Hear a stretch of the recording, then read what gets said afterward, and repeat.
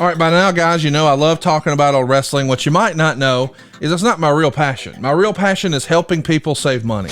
My real passion is getting families out of apartments and into houses. My real passion is getting people's finances aligned so they can retire on time. I hated going to Walmart and seeing the greeter being 80 years old. She should not be working. She should be home. Why is she still working? Because she still has a mortgage. I want to help avoid that for you. The other thing I want to help you with, let's make sure your kids don't get saddled with student loans. If you've got a student loan, why did you get one? Maybe because your parents still had a mortgage. I'm not saying that to be funny. I'm being sincere. There's only so much money to go around. What I want to help you do is figure out where you are right now and where you want to be long term. And I do it at SaveWithConrad.com. I've been doing mortgages for more than 20 years. And during all that time, we've helped tens of thousands of families change their life. I mean, routinely, we're helping our podcast listeners save $500, $600, $700, $800 a month. But more importantly, get them out of debt faster and with cheaper monthly payments. But if you don't think it can happen for you, let me just tell you this. We are not the bank. We don't say no. We say not yet, but here's how. We're going to get you a game plan on how to improve your credit, how to save a little bit of cash, and how to get into that dream house. Maybe you're already in the house, but it would be nice if someday we could put a pool in the back, or one day we want to upgrade to hardwood floors, or remodel the kitchen, or get a badass master bathroom. I can help you do all of that with no money out of pocket right now at SaveWithConrad.com. You don't need perfect credit. You don't need money out of your pocket. And if we can't help you save some cash, we won't waste your time. Check it out, SaveWithConrad.com, NMLS number 65084, equal housing lender. And hey, y'all, don't take my word for it. Check us out. We've got an A+ with the Better Business Bureau. And as if that's not enough, go look at our reviews. Read them and weep, haters. ConradReviews.com. You'll see more than 1,000 5-star reviews. Our average review is 4.72 stars. Find out how much money you can save. Take control of your life in 2023 by taking control of your finances. We're going to show you how to keep more of your own money. If you've got credit card debt, what are you paying on that? 14%? 28%? You know you can do better. With the mortgage, though, you may not know this, the interest you pay is tax deductible. And we can even show you how to skip your next 2 house payments. So if you can get a lower monthly payment, pay your debt off faster, get a greater tax deduction at the end of the year, and right now, right after the holidays, skip your next 2 payments, buddy, this is the biggest no-brainer in the history of the world. Find out how much money you can save right now for free at SaveWithConrad.com, or hey man, shoot me an email directly, Conrad@SaveWithConrad.com. Hey guys, need to call a quick timeout here. Wanted to tell your listeners what I've been telling my listeners over at OU didn't know for a while now about all the cool things happening over at adsfreeshows.com. An all-new mailbag series debuts later this month on Ad Free Shows as we pick the brain of a man who has spent 40-plus years in the wrestling business.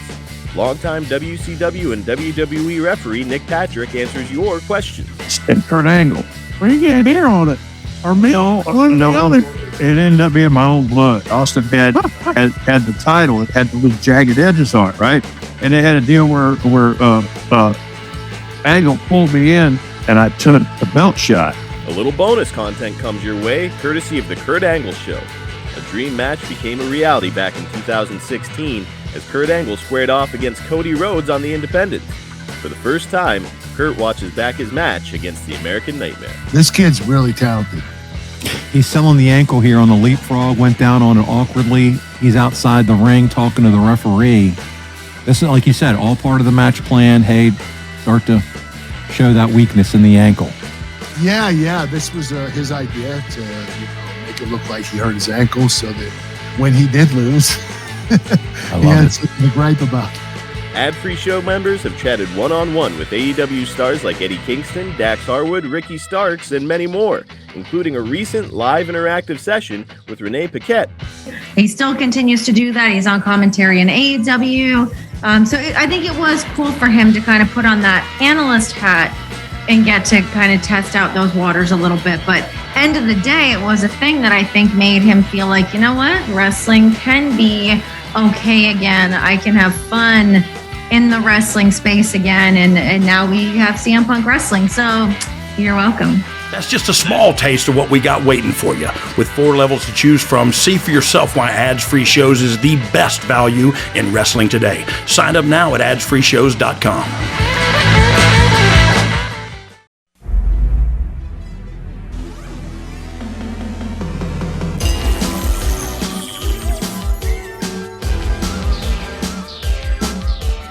The recognized symbol of excellence in sports entertainment.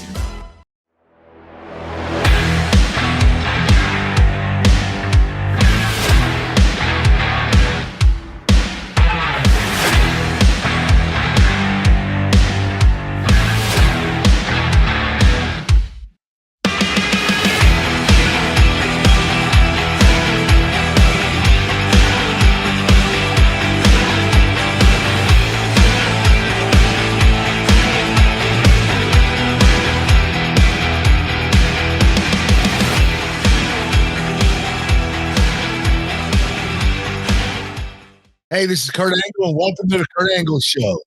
On the show today, we'll be discussing when I made John Cena tap out. But first, let me introduce you my co-host, Paul Bromwell. How you doing today, Paul? Hey, Kurt, I'm doing great, man. It's great to see you as always. You're looking good. And man, we've had a couple of really good episodes. We're getting lots of great feedback on those. We're going to get the show started officially. We're talking No Way Out 2005. Last week we covered 2003. And so we're going to get into the topic. And buddy, just about a month ago, we talked about this 2005 Royal Rumble. And you remember towards the end of that Royal Rumble, that's where you and Shawn Michaels started your little tiff and the beat down. You kicked him in the head. I made a joke about, you crossing his eyes. It didn't get over very well.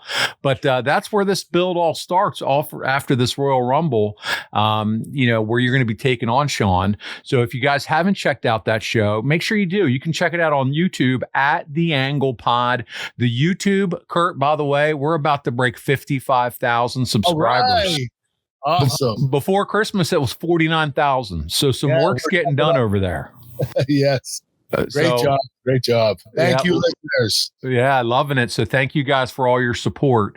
But I wanted to ask you, and I'm assuming you did, but after the Royal Rumble, were you pretty much told the plan, hey, it's going to be you and Shawn, and we're going to get there by the time we come to WrestleMania? Yeah, actually, they told me before the Rumble because they explained why Shawn was eliminating me. And when Shawn eliminated me, me being hot-tempered, I went back in and kicked the crap out of him, threw him out of the ring, and basically took him out of the tournament, out of the Rumble. So that started the program between Shawn and I. Yeah, and I mean, that's hot way to, in the head. Yeah, it's a hot way to start it. I'm sure the fans, they would settle for nothing less at this point because to many of us, Kurt, that's a dream match, buddy. You and Shawn Michaels, and it had to be for you too. I'm sure you two couldn't wait to work with each other. Yeah, Shawn and I were both very excited. Obviously, Shawn, I think he's the best performer in the history of the business. But I'm up there pretty well too. I've earned my stripes too. So it was a dream match, and I was really excited about it. I knew that Shawn and I would blow it out of the park. When you talk about pure performers, wrestlers, getting it done in the ring, and we've outlined here on the show just how entertaining you were too, Kurt. Listen, there's a lot of talk about Mount Rushmore and things of that nature, and that's very hard to talk about only 4 wrestlers, right? When you talk about all time. But buddy, you're on the lips of a lot of people when it comes to just one of the greatest performers of all time. And so is Shawn Michaels. So who does not want to see, the two of you mix it up? So let's get into it. The first SmackDown coming off that Rumble, and we're going to talk a little bit here about some of the travel because it is insane. It's part of a double taping the night after the Rumble because there's a house show that's coming up in Honolulu, Hawaii. So we're going to talk about the travel here. Rumble's on Sunday in Fresno. Okay. Raw and SmackDown is on Monday in San Jose. On Wednesday, February 2nd, there's a house show in Hawaii that you all have to fly to. You guys did some serious miles back then, didn't you?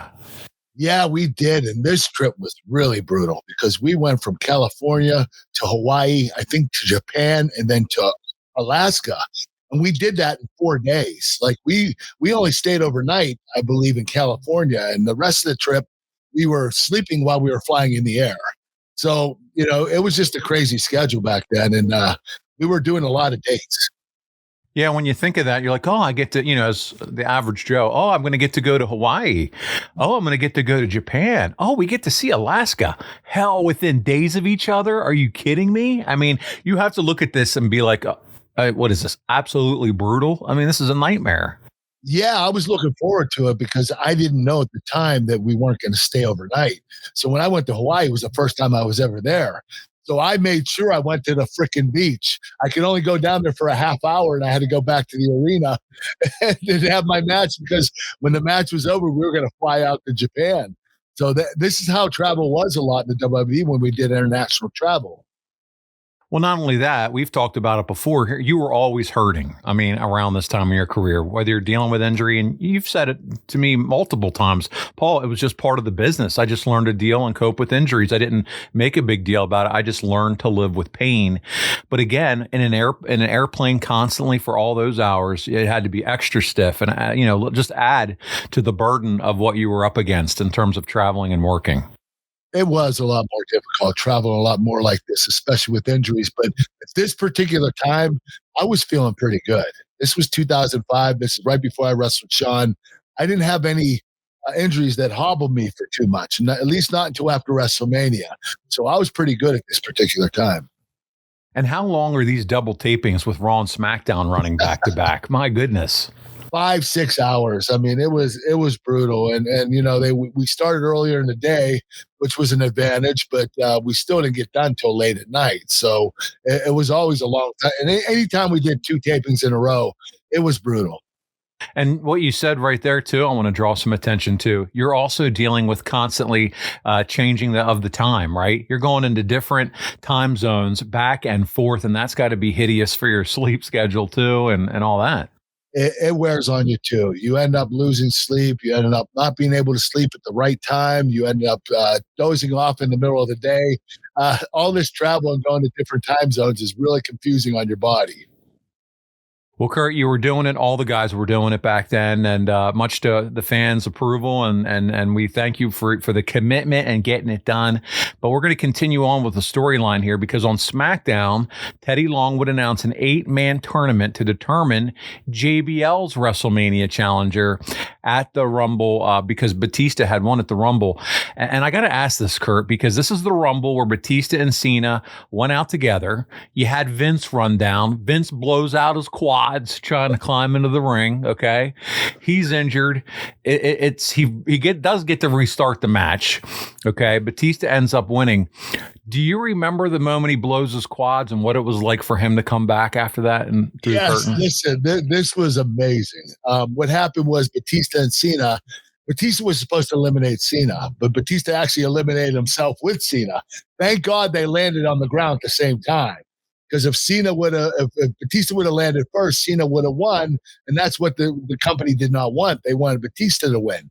So Vince comes down, he's pissed off. And this is how much of a badass Vince is. He goes down, he's doing the Vince McMahon walk, really hard, real stiff, and he walks down and he dives into the ring head first. But his legs don't go in. His legs get stuck on the side of the ring. What happens is his tendons on his knees broke. Both popped and they rolled up. The muscles rolled up on his legs, up his thighs. So they're up at the top of his thighs, both muscles. They're in a ball. Vince is in the ring with his legs mangled sideways. He straightens them out. He's like, all right, you guys are going to start this match over. He gets out of the ring and he won't let anybody help him. He walks back without his quads all the way back to the gorilla, sits in the gorilla and doesn't want anybody to see him hurt. So he puts the earphones on and he says, what do we have next? And the producer's talking to him. So after the show's over, Vince won't move. He won't let anybody see him injured or weak. Vince waits till everybody leaves the arena before he has the EMTs come and get him. That's how prideful Vince is. He's a badass. I was watching something on this, Kurt, as I was doing the research for the show, and it was Edge who did an interview, and he said, listen, all the boys cleared out of the hallway because they wanted to stay way away from Vince when he came back through that curtain. Because you can imagine. Vince had to be pissed off at Cena and Batista because that should never have happened. But he had to come out and restart the match because they landed on the ground at the same time. But I'm sure Vince was like, these son of bitches, they injured my legs. I mean, it was pretty bad. But I know Vince didn't blame them, but at the same time, if they wouldn't have done what they did, if they wouldn't have messed up that spot, I think Vince would have never had his legs messed up the way they were.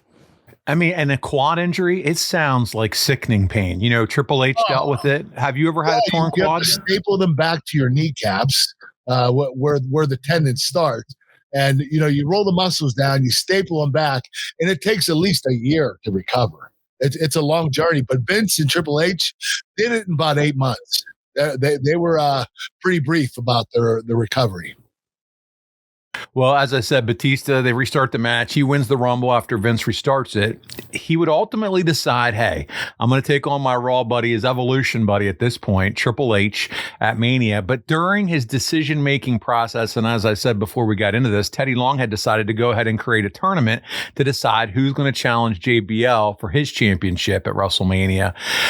What do you think, though, about this whole angle, this whole storyline of creating this tournament? I mean, especially because Batista really hadn't made his official decision yet who he's going to take on, Triple H or JBL. So did you like that creative, or did you think there was an opportunity for something better?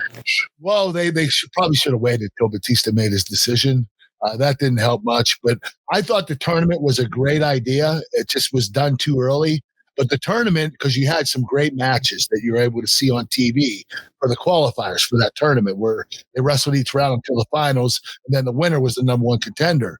But, it was just done too early. But there were a lot of great matches in that tournament, and there were a lot of new matches. A couple of new matches, I think, was Undertaker and Rene Dupree. So there were some different matches that never happened before, and the fans were in for a treat. Yeah, absolutely. So we're going to get into that tournament because that's we're going to get to as far as for No Way Out. So Booker T's taking on Eddie Guerrero. You have Orlando Jordan. He's going to take on John Cena.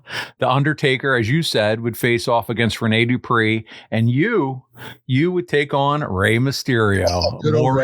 More Kurt and Rey Mysterio. So I can't wait to dig into that. But listen, we don't really get to talk much here on the show about Orlando Jordan or Rene Dupree. Do you have any memories or stories about those guys? Yeah, they were both hard workers. They were both very talented. I don't think they ever reached their full potential. I know Orlando Jordan was the U.S. champion at one particular time. I don't think Rene Dupree won that title, but I thought that I was expecting more out of them. But obviously, they got released from the company and they didn't have the opportunity after that. No, and listen, it's also announced. I mentioned that you're going to take on Rey Mysterio, but you're going to take on Rey Mysterio first round, and it's the following week in Japan. So from Hawaii to Japan, man, again, you didn't get a chance to take it easy at all, did you? No. These were intense matches too, man. I had to have my A game every night. It was pathetic. I think I wrestled Cena in Hawaii. Yeah, and we're going to cover that one too. But did you enjoy going to Japan with the WWE at this point in 2005? Yeah, I love going to Japan. Whether I did in WWE or IWGP, it was always a lot of fun. The fans were great. They're a little more contained, a little more. They're not as rowdy as the American fans or the European fans. They're more well behaved. They do a lot of clapping, but they're very attentive. And they love their pro wrestling, that's for sure. The same night here on SmackDown, you cut a promo on Shawn, and dude, it's littered with the what chants. The crowd's going crazy. What? Be honest. Do you hate that chant? Oh, I hate it. It was a nightmare. Austin cursed me. He started that. He started with me, and now I could never get away from it. But then everybody that cut a promo, they started. Fans would chant "what" whenever someone paused. So it wasn't just me. After a while, it was everybody. And it still happens to this day. It doesn't matter. It's not just WWE. It's AEW. It's everywhere. If the fan just doesn't want to hear it or doesn't like what they're hearing, they launch right into what? And it's like, it's crazy that one catchphrase, one word can mean so much and go for so long. What? That's it. That's the catchphrase. Yeah, and it's either the fans that love to do it or the rest of the fan base that hates to freaking hear it. So you're right. It's either one side or the other. But listen, you're doing the open challenge to hometown people. So Nunzio took the spot of whoever it was supposed to be since you took his spot in the Rumble. The crowd did not react kindly to this and booed both of you out of the building, supposedly before you won in under 3 minutes with an ankle lock. Do you remember the crowd's reaction that night? Yeah, they were pissed because there was no hometown talent that was going to wrestle. Nunzio replaced him, which was heat in itself. Nunzio was supposed to be a babyface, but the fans were like, pissed off because they didn't have one of their hometown heroes wrestling. So it was a little awkward. Well, listen, we have 4 clips this week. This is the first one. It is you and Nunzio SmackDown, February 3rd, 2005. Let's check it out. What in the hell are you doing here? You're not from San Jose. Kurt Angle, tonight, I am the hometown boy. They must have moved. I told the other kid to stay in the back. The other night at the Royal Rumble when you stole my spot and you punked me out, one of the hardest things I ever have to live for. That's your problem. Ever since then, I haven't been able to sleep one wink. And to be honest, I probably won't be able to sleep one wink until I redeem myself and fight you right here, right now! He must be drinking or something. What's his deal? He's got to be nuts, Nunzio. Standing up for himself. You want to wrestle me? I want to wrestle you now! Now! Now! You're on. Kurt Angle trying to cheap shot Nunzio. And here we go. So it's Nunzio 1-on-1 with Kurt Angle. Nunzio upset that Kurt Angle stole his spot in the Royal Rumble match this past Sunday. I don't blame Nunzio for being upset. I understand that. I just think you got to be careful when there with Kurt Angle. Nunzio's got tons of guts. I know that. He's got a lot of heart. No doubt about it. Well, we saw what Kurt Angle did to Shawn Michaels at the Royal Rumble this past Sunday. Now, Kurt's a SmackDown guy. I get that. But Kurt Angle's actions toward HBK were despicable this past Sunday. Don't stop rooting for that HBK now. He didn't deserve the treatment Kurt Angle gave him. And look at Angle working that arm right to the count of 5 by referee Charles Robinson. Kurt Angle very confident in his mat wrestling ability. He should be. God sakes, Olympic gold medalist. But that Nunzio, he can go on the mat. He can exchange some holds and do some submission. You heard the news moments ago from the general manager. There will be an 8-man tournament to determine the #1 contender for the WWE Championship. We have 2 first-round matches tonight, we've been told. Eddie Guerrero, look at this! Nunzio may have him! Kurt Angle kicks out. You're upset there. It's Eddie Guerrero versus Booker T tonight. The Undertaker versus Rene Dupree next week. In Japan, John Cena to meet Orlando Jordan, and also Kurt Angle will go one-on-one with Rey Mysterio. That should be great, but I'll tell you, this Nunzio not backed it down here. Well, he's a New York guy, like you said. It's the attitude. I thought maybe he moved to San Jose. Who would do that? Oh, look out! Off the top turnbuckle. Nunzio rolling again. Shoulders down, and a kick out by Angle. What an upset this would be for Nunzio, who is all fired up tonight. Kurt now looking a little concerned. This Nunzio, tell you what, he's got heart. Well, Kurt Angle wasn't prepared for a bona fide superstar in this match. Right, that's a good point. That's a real good point. And that's why Kurt popped on the ropes here a little bit. Nunzio, look at this. Oh, what a suplex. What a counter by Angle. I'll tell you what, I used to do that move. I used to call it a wheelbarrow suplex. It's not done many times. Kurt's got great hips. Pops those hips. Angle slam to Nunzio. The Angle slam connecting as we take another look at this great counter by Kurt Angle. Watch the hips. Don't pop the hip. Back lock. Beautiful throw. Ankle lock right there. And Nunzio makes it to the ropes. Kurt Angle refusing to break that ankle lock at a count of 4 now. Now yanking Nunzio out of the corner. Nunzio with nowhere to go here. And now he's ripping the whole leg. And Nunzio must tap out. Break his ankle off his leg. Kurt Angle wrenching in the ankle lock. Rey Mysterio's watching this. Much like he did to Shawn Michaels Sunday night. Here's Kurt Angle. Kurt Angle. With the ankle. So, Kurt, one of the things I wanted to bring up here that Meltzer brought up was that, with SmackDown being recorded, they heavily edited out the boos from you and Nunzio's segment here. I want your thoughts and feelings. Do you think they should just leave it up and let it be the TV experience, or do you think it's okay for and a wise decision just to go ahead and edit it out and clean it up? If they didn't want the fans to boo during my match, I think they made the right decision. But at the same time, they were booing because they didn't have a hometown wrestler. That's right. I think they should have kept it in there because the fans were really, truly upset. And I don't think you take the voice out of the fans. You let them do what they want to do. Kurt, we're back this week to talk about Backyard Butchers once again. We love their products, their quality meat, steaks, chicken, and pork, all with free shipping. You and I have talked about them before. Get steakhouse quality. Talking about bulk meat specials. They're responsibly sourced from American farms, delivered right to your door, and right now for a limited time, Backyard Butchers is offering our listeners of the Kurt Angle Show 15% off, free shipping, and 4 free ribeyes for life with every subscription. That's a long time for life. This is an amazing deal. Just think about it. Opening up a box of high-quality steak and being able to recreate that steakhouse experience right there in your own kitchen or in your outdoor kitchen. And that's exactly what you're going to get from Backyard Butchers. They shipped Kurt and I both boxes of their meat, and we had a blast just cooking and grilling and enjoying their steaks. Their burgers are fantastic. The best part is they cut out the middleman, the grocery stores. They're all responsibly sourced. As I said, 100% American beef, pork, and chicken, all from farms across the heartland of America. But listen, they're also wrestling fans. They enjoy the ankle locks and Olympic slams, like I've said before. So let's support the brotherhood. Get your hands on some of the best steaks, chicken, and seafood you'll ever taste, and make your next steak night an event to remember. Visit backyardbutchers.com and use promo code ANGLE to get 15% off your order, free shipping, and 4 free ribeyes for life. Again, visit backyardbutchers.com and use promo code ANGLE.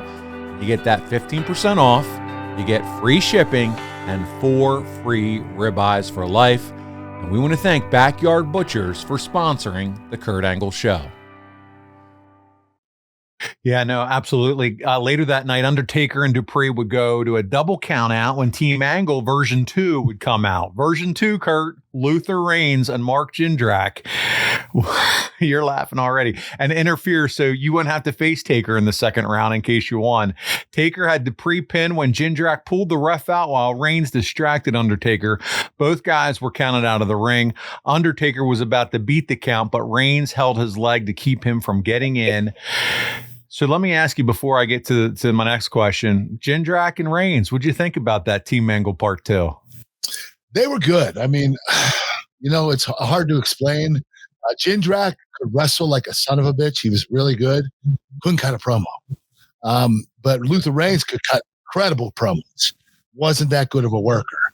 You put them together and add both of their strengths, you have the perfect wrestler. But unfortunately, they lacked a couple of things, and that's exactly why they didn't pan out that well. Were you all on board with this whole Team Angle Part 2? Did you Honor like Society, it was what it was called. It was what Vince called it. Yeah. The Honor Society. Yeah, I was okay with it. When Luther Reigns came in, he looked great. I mean, he was really, really good-looking guy, great build. He could talk.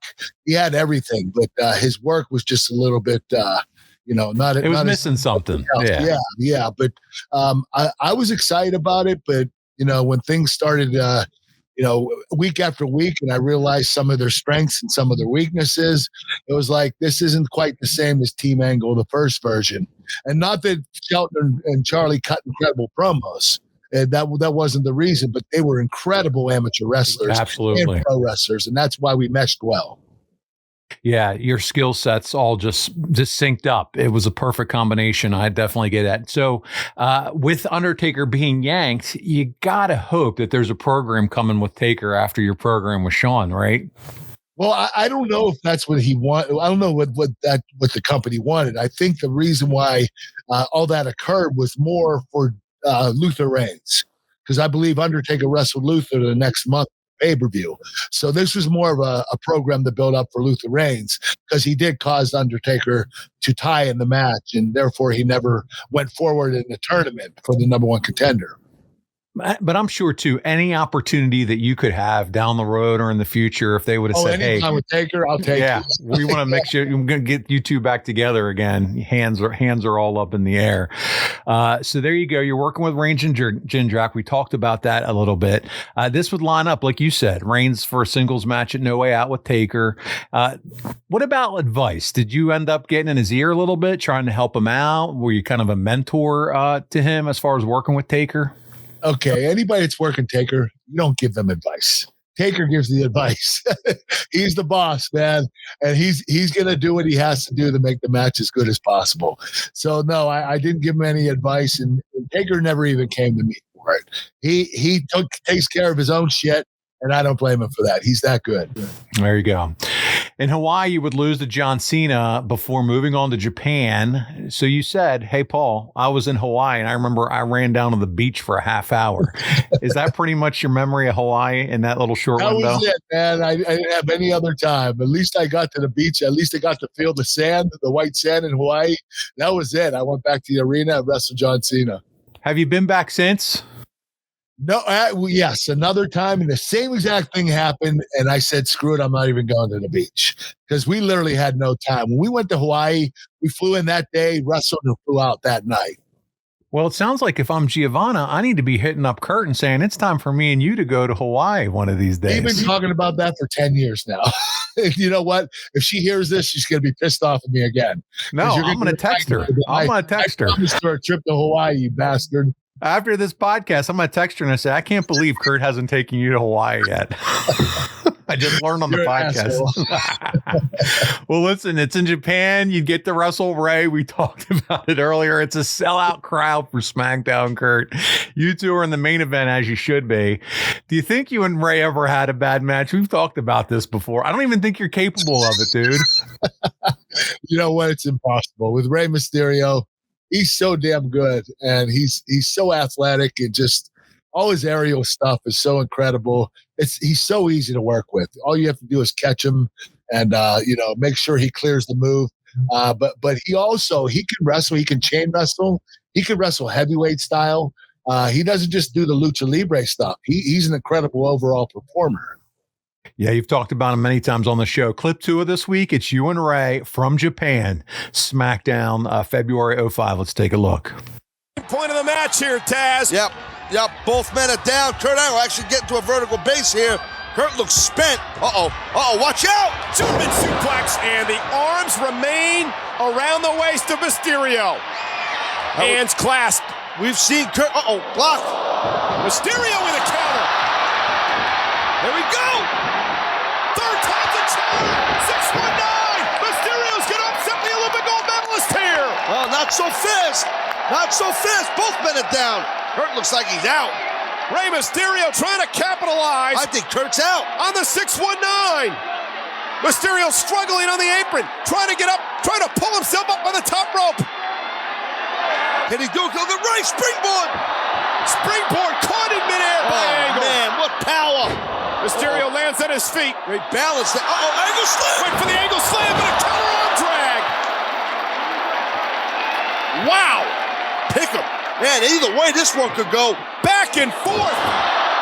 Look at the Hurricane Rana. Hook of the leg. Angle just got my shoulder up. I thought Angle was defeated there. Man, Kurt Angle and Rey Mysterio putting on a clinic in this bad boy here. What a treat for these great fans here in Japan tonight. What a treat for everybody all over the world. These two international superstars going at it. You see that balance, Cole? Watch out. Look at this. He's got it. Mysterio's got it. Angle again kicked out. So close for Rey Mysterio on a number of occasions here. Oh, well, Rey almost got the wood off that victory roll there. Oh, watch out. Kurt Angle crossbody. Here's the lateral press by Mysterio. And a kick out by Kurt Angle. Off the crossbody lateral press by Mysterio. Again, Angle kicked out.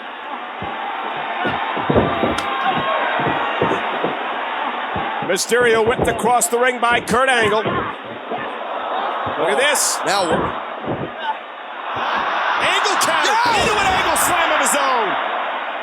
Counter after counter after counter in this match. I'm just enjoying watching this. What a great matchup.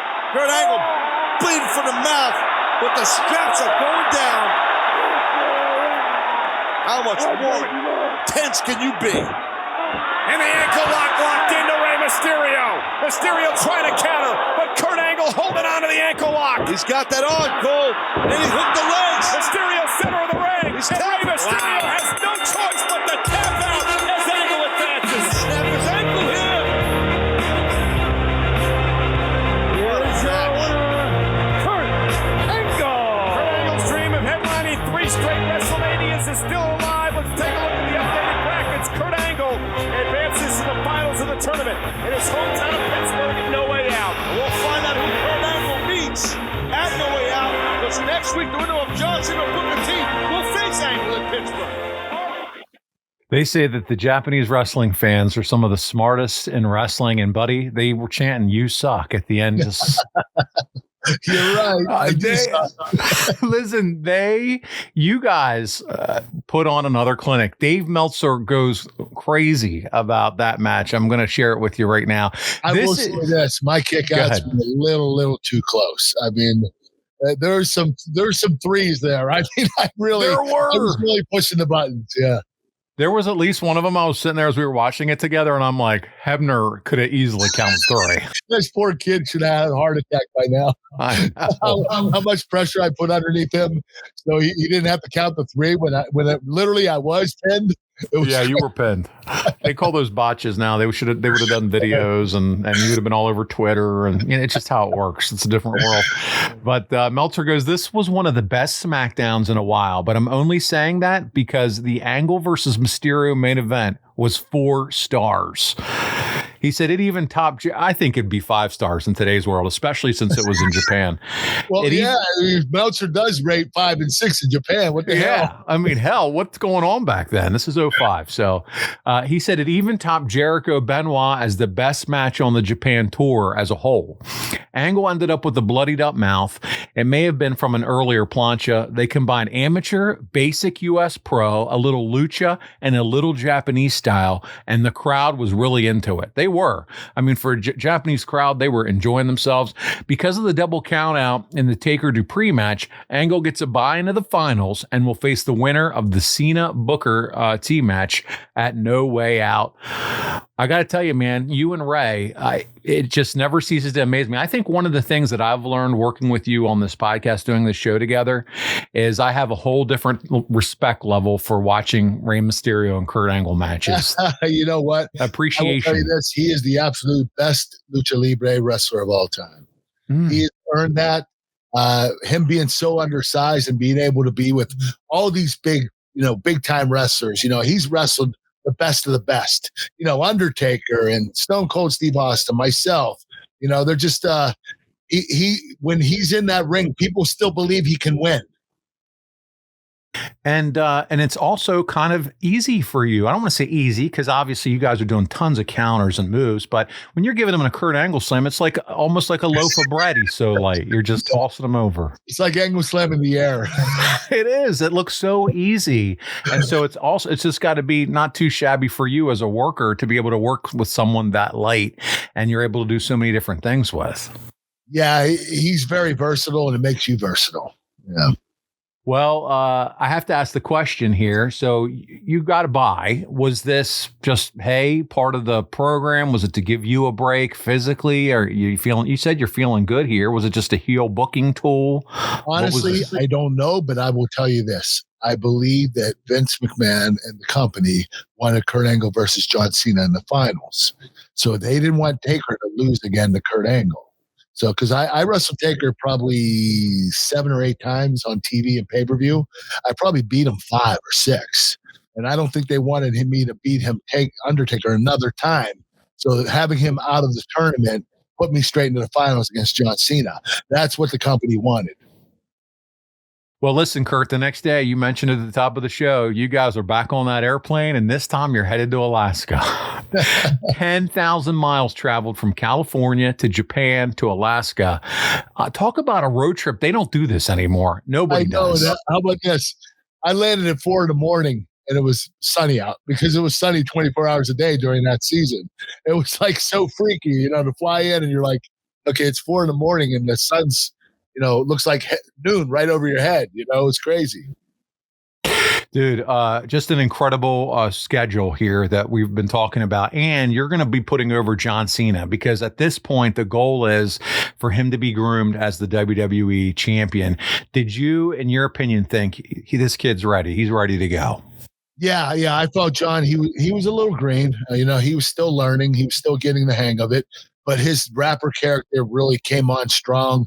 He was ready for this. We were having some great matches together. So I knew John was ready.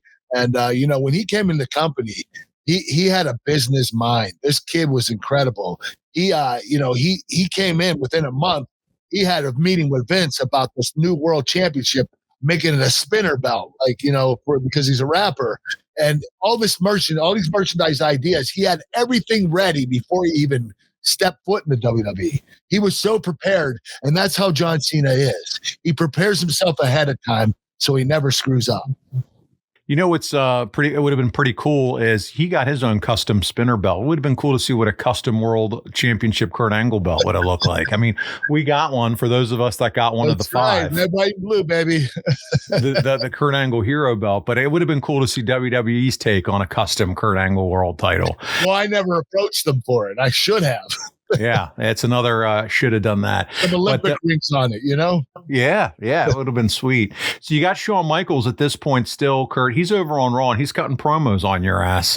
And he's really trying to heighten the program for you and him.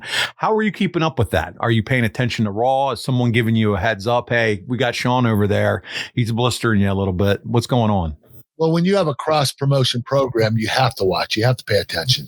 You have to see what Sean's saying on one side and have Sean pay attention to what I'm doing on the other side on SmackDown. So, you had to be attentive of what was going on. Well, you're off the road, thankfully, until a SmackDown in Cleveland where you destroy Dan Giamondo. Again, you're doing the hometown deal road tour. He was signed that night to a developmental deal. And in the Kurt Angle Invitational, here he is, the Kurt Angle Invitational. Do you think by this point, though, it had run its course? We kind of...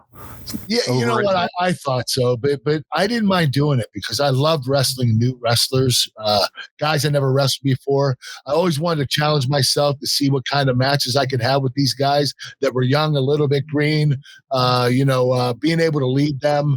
It made me a better wrestler. Not only that, for those guys, dude, that's like something they can tell their kids and grandkids about. I wrestled Kurt Angle, yeah. Whether they make it or not, yeah, you're right. The Olympic hero. I mean, honestly, listen, and I like to give you a hard time when we have fun on the show, but you're very accomplished. Hall of Famer, however many times world champion, 12, 13, between TNA, WWE. Yeah, who's count? We lost count. It's unbelievable. But you have accomplished so much in your career. And for some of these hometown guys to be able to come out and lock arms and get into headlocks and Kurt Angle slams and all that stuff.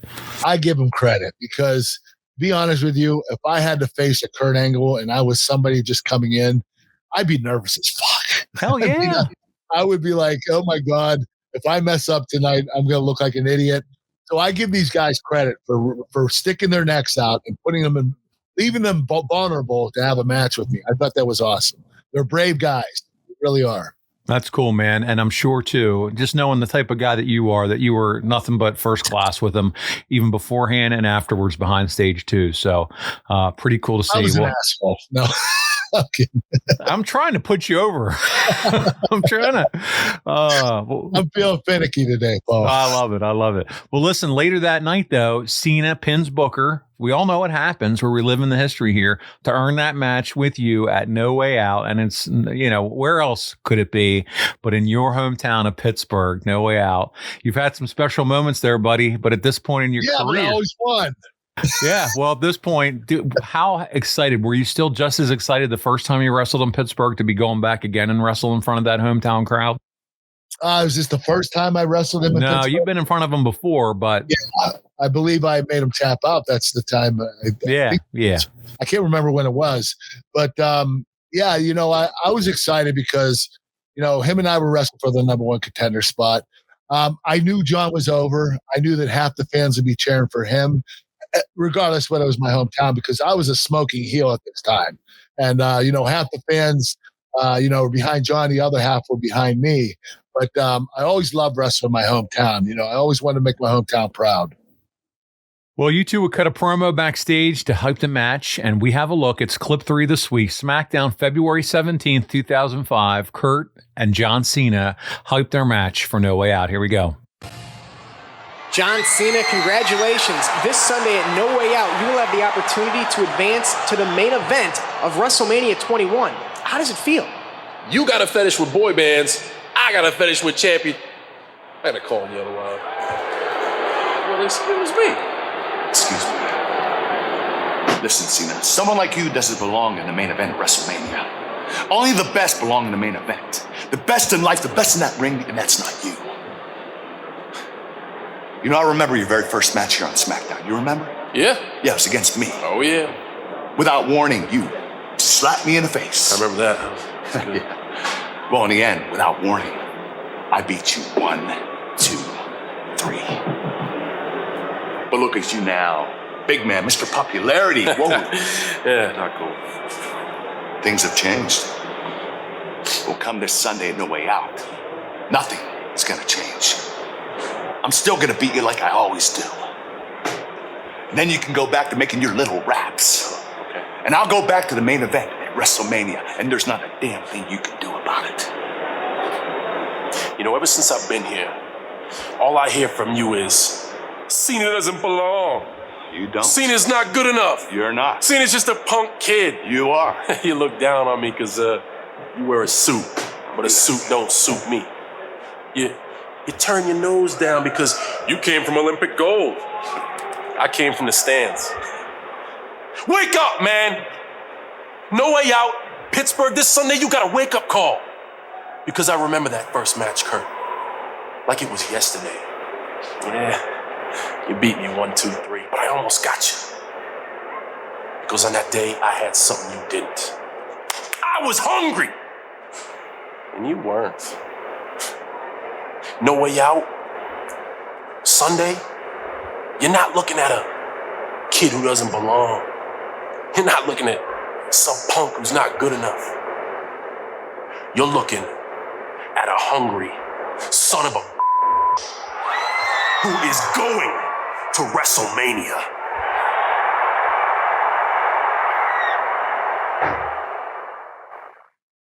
Has there ever been a promo that you've gotten into with somebody a little face to face where you just kind of got a little pissed off? Like, this is all part of the script, but like maybe they just hit home a little too close and you can kind of like, I don't like the way that came out. You know what? I've never taken any promo seriously. Okay. Even if they meant harm to me, or that they were putting me down over my past painkiller issue. Yes, I never took it personally. I just it's the business, it's the show. Just move on with it. Okay. Because John Cena can really get into some people. He wasn't too bad there at all with you, but I know some of these guys dig deep. Yeah, he can dig deep. You're right. Yeah. Well, listen, the show itself was not well received. 8,000 fans with a lot less paying. This is all according to Meltzer. Is this one of those things that stands out about how down the company was at the time? Did it feel like it was a little bit on the downside? The company always went in cycles. The company was hot, and it started doing a downward spiral, and it got low, then it comes back up again. At this point in time, don't forget, we lost Rock and Austin, two of the biggest names in the business, and we were starting to rebuild. John Cena was getting built up. I was still getting built up, even though I was pretty much over at this particular time. But, we just had to create more bigger stars like Stone Cold Steve Austin and The Rock, and that's what we did eventually. All right, let's get into some thoughts and feedbacks from Dave. He said the pay-per-view road to WrestleMania ended with a show that should have had Detour written all over it. No Way Out on February of the 20th from the Mellon Arena in Pittsburgh was a show that looked bad on paper, and in the end, it was bad. If not for the performance of Kurt Angle, who may not have many show-saving performances left in him, it probably would have been the worst show of the year candidate. It once again exemplified why changes are badly needed on the SmackDown side. When it comes to sending some new guys who can be headliners, preferably who can also work, over from Raw, of the Benoit and Jericho caliber. Few are over, and the title picture struggles. JBL works hard, but he can't carry anyone. John Cena will be more over as champion, but his match quality may be worse unless he's programmed all year with Kurt Angle and Eddie Guerrero. Is this a fair assessment in your mind, Kurt, of the SmackDown brand at the time, or do we just need to relax and give John Cena some patience here, or what? I think you just need to give John Cena some patience. He was still coming into his own. I think the company was really rushing him. Once they got his character down, or John got his character down as the rapper gimmick, he still had some work to do in the ring, and he did. He followed up with it. I know that Eddie Guerrero and I had some of his best matches, but eventually John started having great matches with everybody, so he was ready. Dave would go on to say Angle was the star of the show, carrying John Cena to one of his better matches.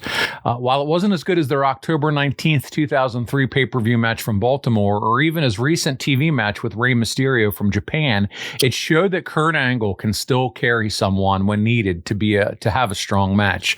The flip side of this is that after all these years, Cena really hasn't improved in the ring. And as champion, not everyone is going to be a Kurt Angle. If he hasn't improved by now, man, he's putting you over. If he hasn't improved by now, he may never improve, particularly when the company is going to be pushing him in the crossover celebrity position, which will mean wrestling in the ring won't be near the top of his priorities. You're not surprised to have seen what Cena would turn into later on, but at this point, 3 years in, do you think, Kurt, that John should have been further along in terms of his in-ring performance? Well, let's not forget, at one point in time, John Cena left and did a movie for like 6 months.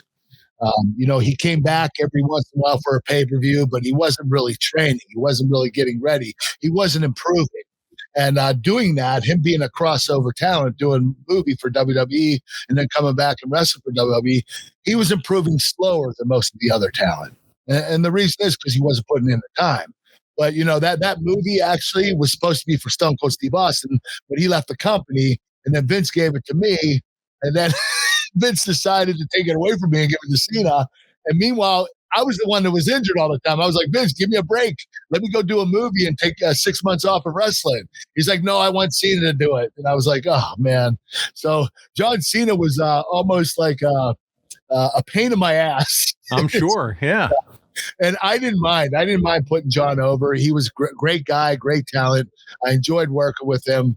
But, there were certain things that they were doing with John, and it's the reason why he didn't improve as quickly as he should have. And it's not his fault.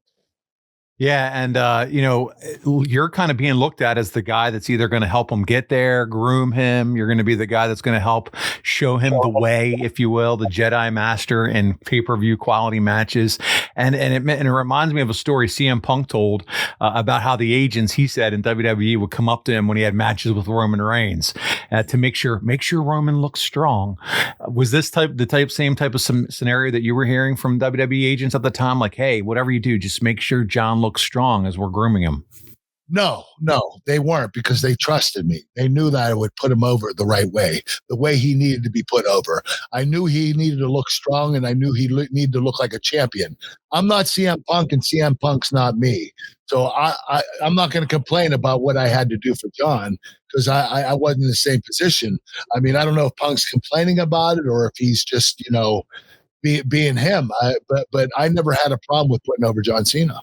Right. They had, and what your point is, they knew what they had in you. They knew you would do what you needed to do, and they didn't even ask to tell you that. Right. They didn't have to tell me that. Maybe they had to tell Punk. I don't know. Yeah. It's a story you share. Well, let's get into it. Our final clip of the week. It's from No Way Out, and it is you and John Cena and the finish to the match. Let's check it out together. A weak of the ankle, weak of that leg for the ankle lock submission hold. Kurt Angle realizes he was almost defeated by the FU, and he's got to put Cena away here. Chop block low. Yeah, clip that leg hard. Look at that stuff. Oh my God, how graphic is that? And not only do you weaken the leg for the ankle lock, but if you can't stand, you can't deliver the FU. Watch out, watch. That's true. You have no base. What's Angle doing now? I'll tell you what he's doing. He's going to use the steel as a weapon. Cena is hurting, man, and rightfully so. Look at this. Debilitating assault to the ankle. Another one. The mean streak of Kurt Angle is being shown right now, Cole. This is how bad Kurt Angle wants to main event WrestleMania for a third straight year. And now Kurt Angle, He's butterflies. He's leg lacing. and listen to Cena. John Cena got to the bottom rope. Cena had to get to the rope where he was through. Kurt's not letting go of that leg. You can't see. You got a leg lace on there that twist both your ankles and your knee. Very excruciating submission hold. Well, Kurt Angle has to break on 4. If you get to a count of 5 or disqualified, Look at this, man. Look at how he's stamping. That's nasty, man. He's stomping on the ankle. John Cena trying to make it to his feet. He's just dragging that ankle. And Kurt Angle now methodically stalking and picking apart John Cena. Going for the angle slam. And the angle slam connects. It was a valiant effort by John Cena.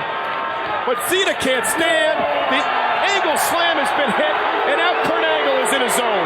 He's in his zone in his hometown. And he's feeling victory to go to Mania. He's got the ankle lock. There's the ankle lock. John Cena's in the middle of the ring. John Cena with nowhere to go. This is pure torture by Kurt Angle. This kid's fighting hard to get to that bottom rope pole. Cena's trying his best. Cena got there, but Angle ripped him off the rope back to the center of the ring again. Listen to Cena. Excruciating pain. How much pressure? Angle's going to rip his ankle off the foam. He'll destroy this kid's ankle. He'll destroy Cena's ankle. Kurt Angle may break the ankle here, but this is about the main event at WrestleMania. John Cena trying to pull over the man to the bottom rope, but he can't. And now Angle's really got it locked in. And John Cena has nowhere to go. The ankle lock is grotesque. John Cena's ankle being torn. And look at Cena.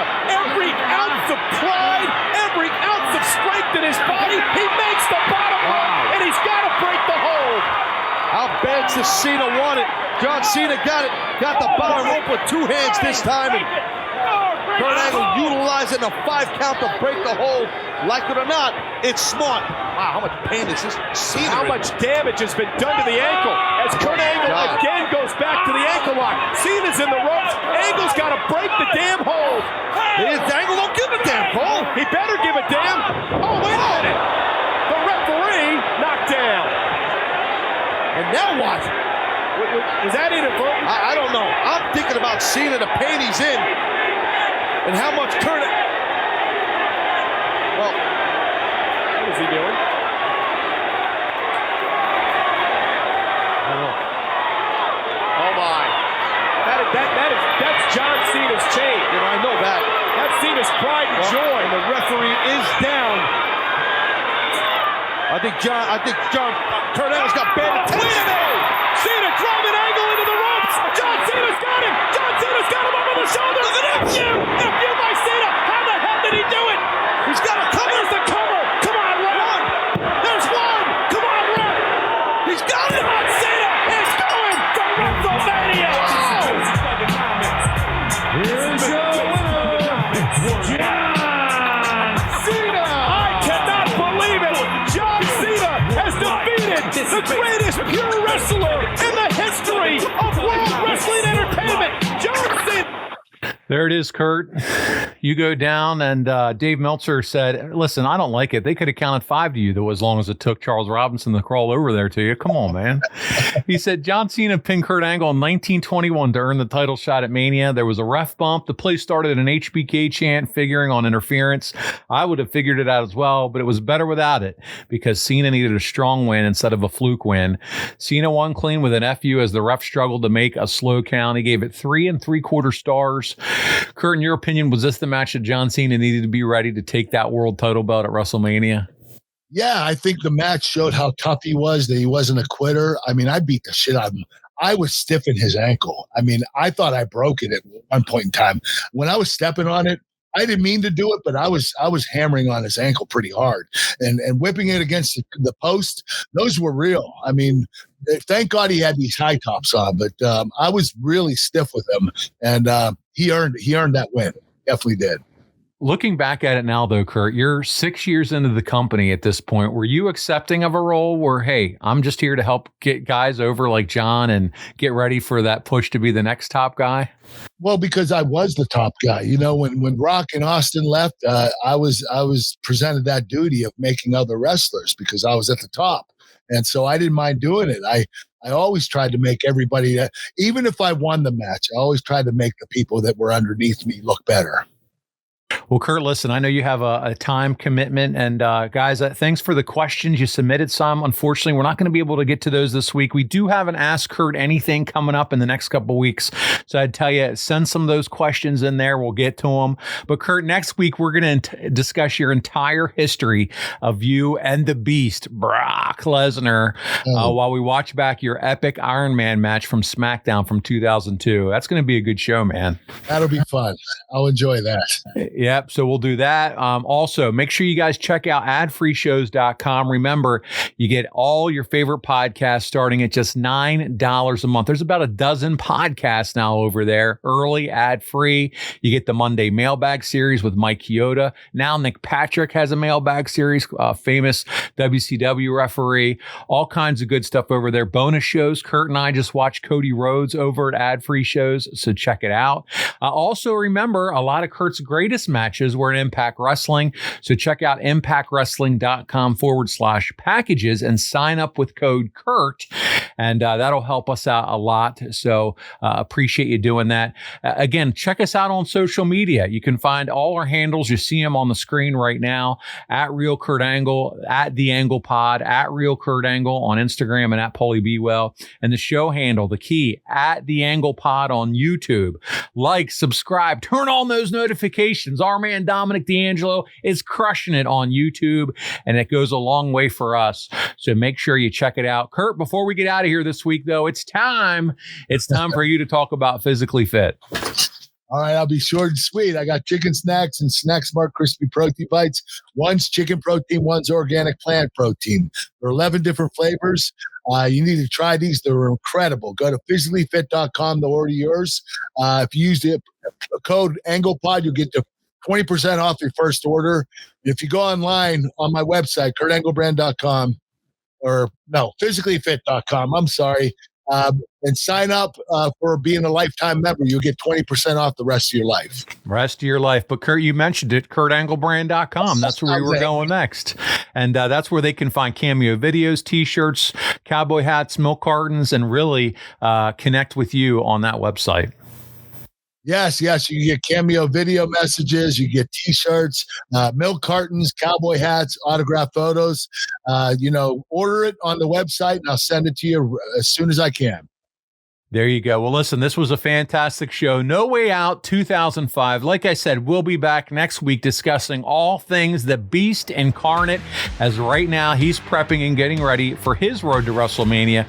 Kurt and I will talk all things Brock right here on the show. On behalf of your Olympic hero, Kurt Angle, this is Paul Bromwell. We'll see you right back here next week on The Kurt Angle Show.